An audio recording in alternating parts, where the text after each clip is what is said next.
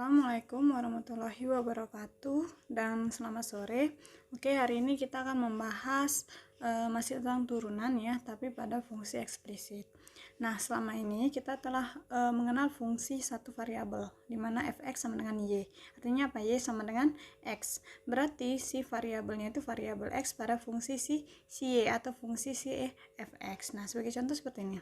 Nah, ini kan bentuk dari fungsi linear. Kemudian ini ada kuadrat, maka ada fungsi kuadrat. Pangkat 3 adalah kubik. Kemudian ada tanda mutlak adalah fungsi mutlak. Dan bentuk seperti ini adalah bentuk rasional. Nah, seperti ini sin konstan adalah fungsi pada trigonometri, dan berpangkat ini adalah fungsi eksponensial.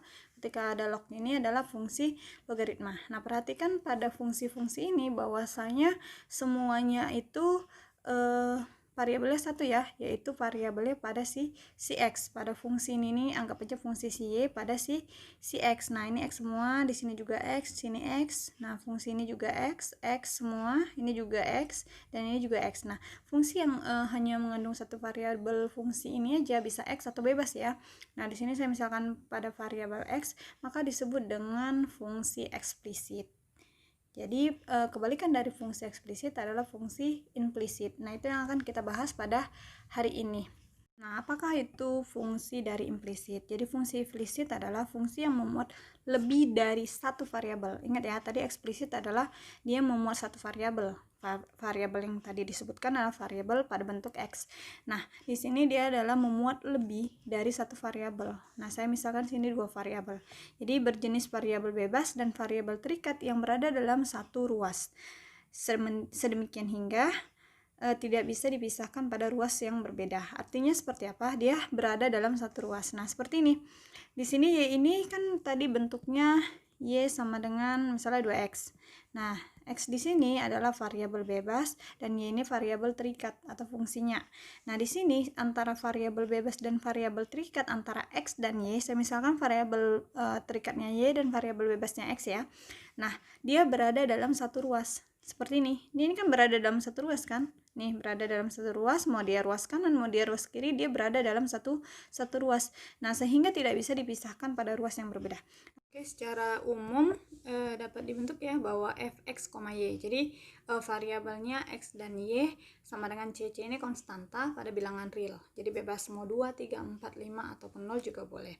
Nah, hal inilah yang disebut dengan persamaan pada fungsi implisit. Nah, untuk menurunkan fungsi implisit ini ada aturan turunan fungsi dasar yang hanya terdiri dari satu variabel tapi tetap berlaku. Jadi untuk aturan yang selama ini kita pelajari pada aturan-aturan fungsi untuk turunan pada fungsi dasar ya, yang bentuknya eksplisit, nah itu akan tetap berlaku. Tetapi pada fungsi implisit notasinya itu udah nggak aksen lagi, tapi berbentuk Leibniz atau dy per dx. Nah, ini sebenarnya udah saya buat ya pada aturan pantai, udah bentuknya dy per dx. Ada beberapa hal yang perlu dipahami dalam proses menurunkan fungsi implisit. Nah, khususnya yang terdiri dari dua variabel. Mungkin untuk fungsi implisit yang terdiri dari 3 atau 4 variabel bisa disebut dengan turunan pada aturan rantai. Nah, itu akan dibahas pada semester berikutnya ya. Jadi saya fokuskan pada dua variabel. Jadi di sini kalau misalnya dia hanya mengandung variabel x, maka turunannya bisa langsung kita turunkan sama pada fungsi untuk turunan aturan dasar ya. Kita langsung menurunkan saja. Nah, misalnya seperti ini saya contohkan 2x kuadrat sama dengan 6. Nah, ini bisa kita turunkan secara langsung karena pada fungsi x ya. Maka dia 4x sama dengan 0. 6 ini kan kalau diturunkan kan karena nggak mengandung variabel apapun, dia maka menjadi 0. 2 kali 2 4, x 2 kurang 1 1, jadi 4x. Nah, gimana kalau dia hanya mengandung variabel y? Maka turunannya adalah kita turunkan si variabel y, kemudian kita tambahkan dy per dx. Nah, saya contohkan seperti ini. Misalnya 5y pangkat 2. Nah, ini bisa kita turunkan. Saya sama dengan 7 ya. Nah, ini bisa kita turunkan pada fungsi si y dulu. Berarti 2 kali 5 adalah 10. Y pangkatnya 2 kurang 1 adalah 1. Nah, ini kita tambahkan dy per dx setelah kita turunkan si variabel y tersebut. Nah, ini sama dengan 0. Kenapa? Karena konstanta, hasilnya adalah kalau diturunkan tetap 0. Oke, bentuk yang ketiga adalah apabila dia mengandung variabel x, y ya. Jadi kalau misalnya dia mengandung variabel x, y secara bersamaan gitu ya, maka bisa kita ini sebetulnya bentuk dasar untuk aturan perkalian.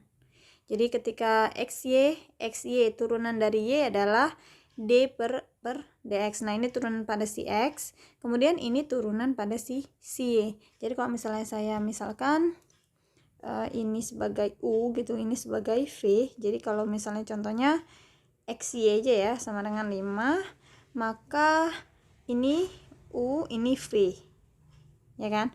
Nah, kita tahu bahwasannya rumus untuk perkalian pada turunan, maka kalau misalnya U kali V, ya kan? Kita turunkan, dia akan menjadi U aksen V tambah UV aksen. Nah, U aksen di sini U-nya kan X, maka U aksennya itu akan sama dengan 1, ya kan? Nah, atau bisa dituliskan dia D per dx. Nah, ketika X diturunkan, maka dia jadi D per dx. Maka ini ketika dituliskan jadi X dx ya, karena turunan pada X dx kali Y-nya itu V-nya sini kan nggak diturunkan. Kemudian U awal adalah X. Nah, V aksen itu adalah bentuk V pada si Y. Pada si variabel Y kita turunkan, kita tahu bahwasanya turunan pada variabel Y adalah Y D per DY kali DY per DX. Maka ini buat D per DY dikali DY per DX pada fungsi pada variabel Y.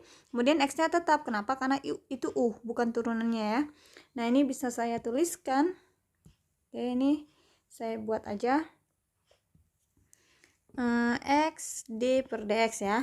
Ingat turunan pada si X.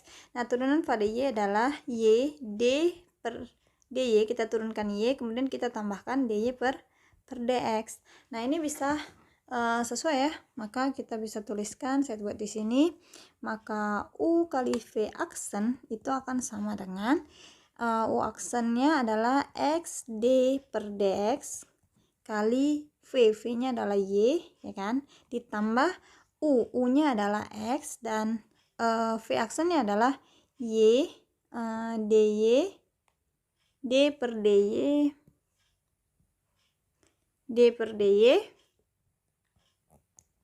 kali DY per DX. Oke, ini enggak apa ya. Oke, saya buat di sini ulang. Dia maka jadi XY D per DX ditambah XY D per DY kali DY per DX. Jadi kalau bingung, jadi ini nggak perlu dihafal ya. Jadi kalau misalnya bingung, bentukkan lagi dia pada aturan fungsi pada turunan untuk aturan dasar ya, pada fungsi dasar untuk perkalian. Nah, kalau misalnya di sini XY-nya itu X dibagi XY gitu misalnya, maka bisa kita menggunakan aturan pembagian X per Y gitu misalnya. Maka kita pakai aturan pembagian untuk mencari turunan. Oke, nah coba perhatikan persamaan fungsi berikut. 4x kuadrat Y dikurang x pangkat 3y sama dengan x kuadrat kurang 1. Nah, di sini mengandung x, y yang berdampingan atau bersamaan, tidak dapat dipisahkan pada satu ruas, yaitu ruas sebelah kanan. Dia boleh ya kedua ruas, misalnya kanan dan kiri, atau kanan aja atau kiri aja. Ini ruas sebelah kiri ya. Nah, coba perhatikan persamaan di atas itu mendefinisikan Y sebagai fungsi implisit ya. Bahwasanya kita udah tahu ketika dia menyatu seperti ini, maka dia menjadi fungsi implisit karena dia bukan variabel terikat lagi ya, yang bukan merupakan fungsi eksplisit. Nah, namun kalau bentuknya seperti ini, kita masih bisa melakukan manipulasi bentuk aljabar, di mana Y dapat dinyatakan sebagai fungsi eksplisit dari X. Nah, ketika si Y ini adalah fungsi implisit, ini kan sama ya. Nah, kita bisa buat dia memanipulasikan bentuk aljabarnya menjadi Y ini sebagai eksplisit. Nah, perhatikan. Ini kan Y, di sini ada Y, di sini ada Y. Ini bisa kita keluarkan Y gitu kan. 4x kuadrat dikurang x pangkat 3 sama dengan x kuadrat dikurang 1. Nah, Y-nya udah keluar. Sama nih ya, sama bentuk seperti ini, Y-nya udah keluar. Nah, ini kan kalau misalnya bentuk seperti ini, kalau misalnya gini. A kali B sama dengan C. Ketika B adalah C per A. Ini anggap aja C, ini anggap B, dan ini anggap A. Maka ketika B-nya yang mau cari, jadi C per A. Maka x kuadrat dibagi dengan x kuadrat kurang 1 dibagi dengan ini 4 ya. 4-nya ketinggalan. Di sini 4x kuadrat dikurang x pangkat 3. Nah, ini kan kita lihat bahwasannya bentuk seperti ini udah menjadi bentuk eksplisit ya, karena y-nya udah dipisahkan dari si x. Nah, kalau bentuknya seperti ini kita masih bisa melakukan manipulasi bentuk aljabar. Jadi ini sama aja, kita mencarinya pada untuk turunan pada aturan dasar. Untuk pembagian ya, dimana rumusnya akan sama dengan y aksennya akan sama dengan U aksen V kurang UV aksen per V kuadrat.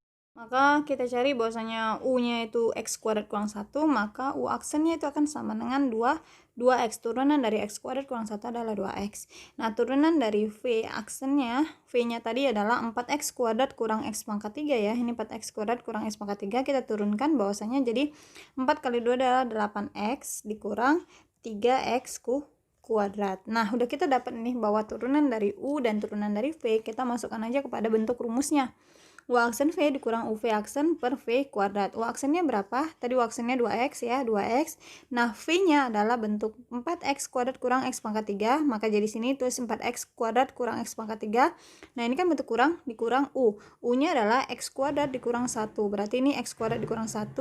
Nah, V-nya, V aksennya adalah 8X dikurang X pangkat 3 dibagi dengan V kuadrat. V-nya tadi bahwasanya 4X kuadrat dikurang X pangkat 3 ya. Jadi kalau dikuadratkan, nah bentuknya akan menjadi seperti ini.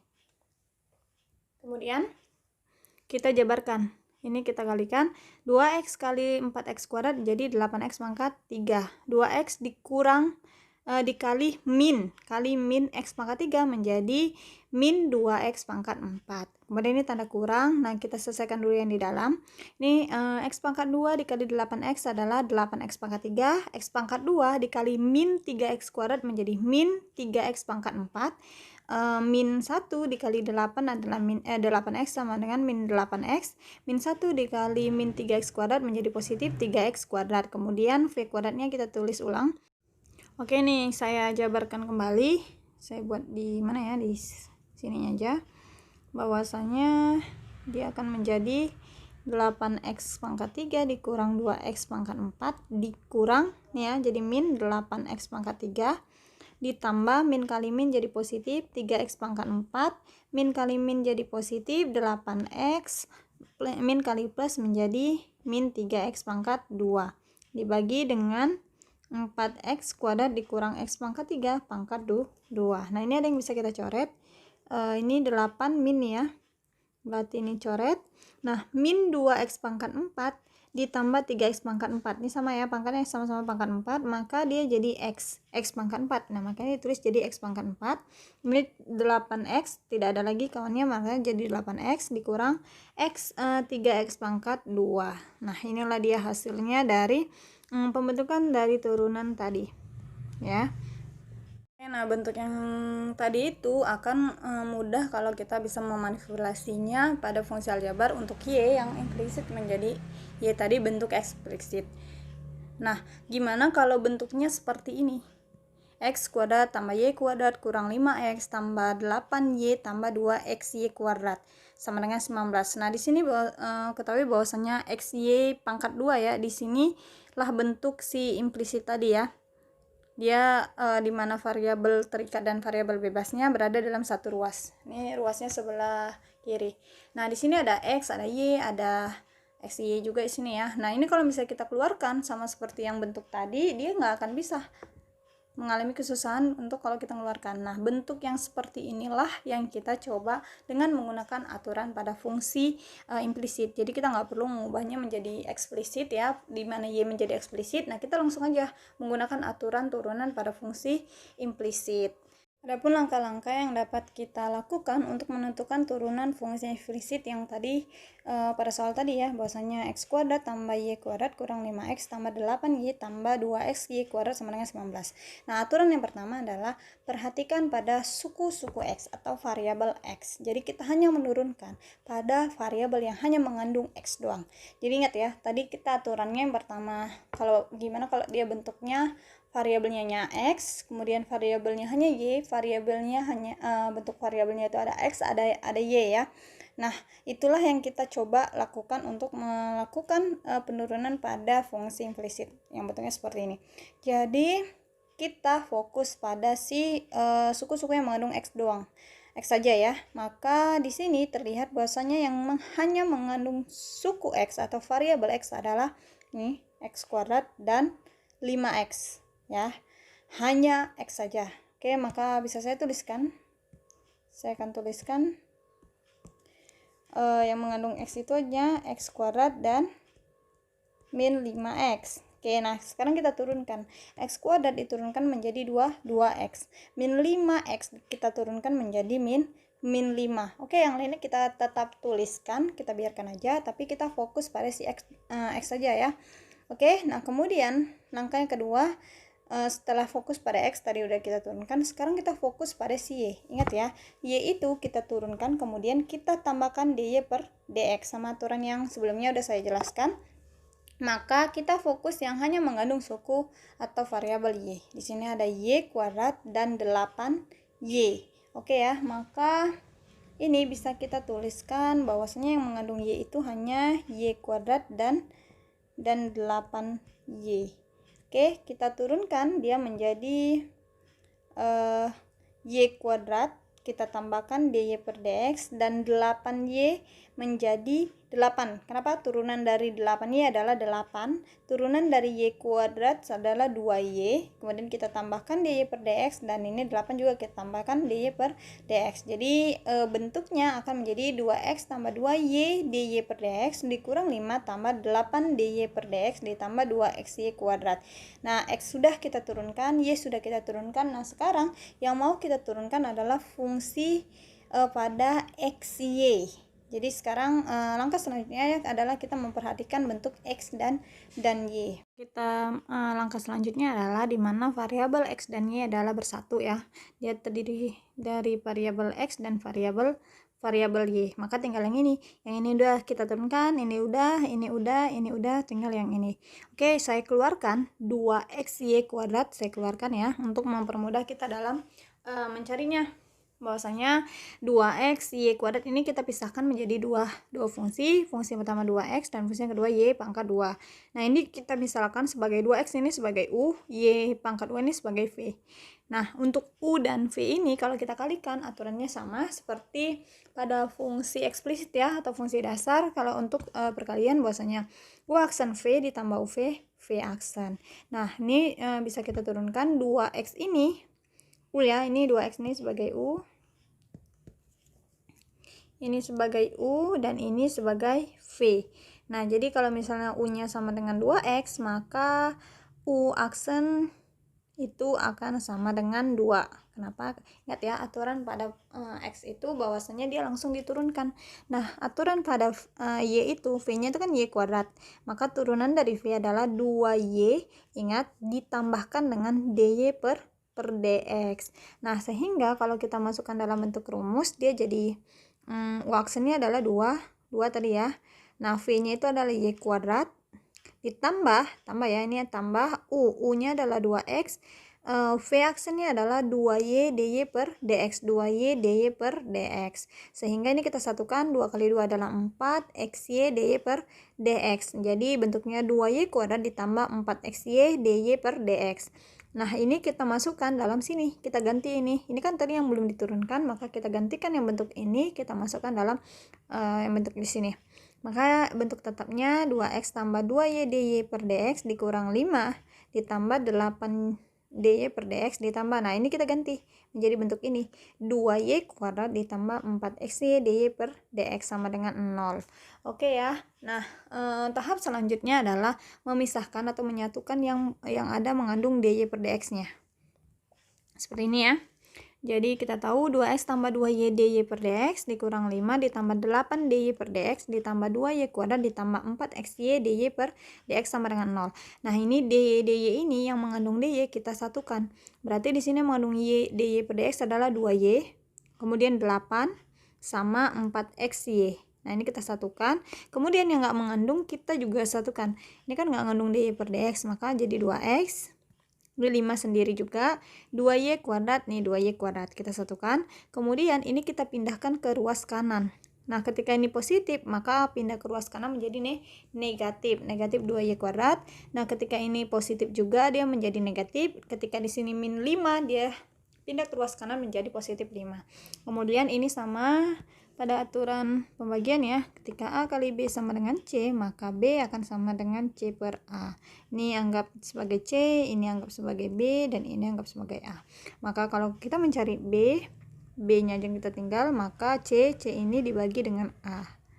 Oke, semoga ini bisa dipahami ya untuk langkah-langkah dalam menyelesaikan turunan yang bentuknya fungsi implisit.